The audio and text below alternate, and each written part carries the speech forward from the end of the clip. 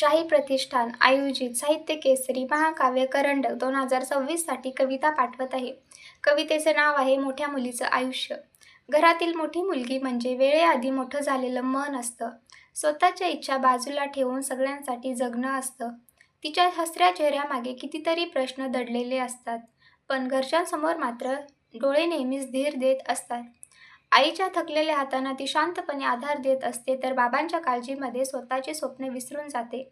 लहान भावंडासाठी ती आरती आईच बनून जगते, पण तिच्या मनातलं दुःख कधीच कोणी विचारत नसते.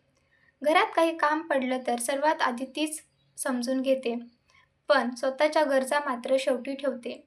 तिला रडावंसं खूप वाटतं, पण ती अश्रू लपवायला शिकते, कारण मोठी मुलगी असणं म्हणजे सहन करत हसत राहणं असतं. तरीही तिच्या डोळ्यात एक छोटंसं स्वप्न जिवंत असतं. एक दिवस आई-बाबांच्या चेहऱ्यावर अभिमानाचं हास्य तिला फुलवायचं असतं.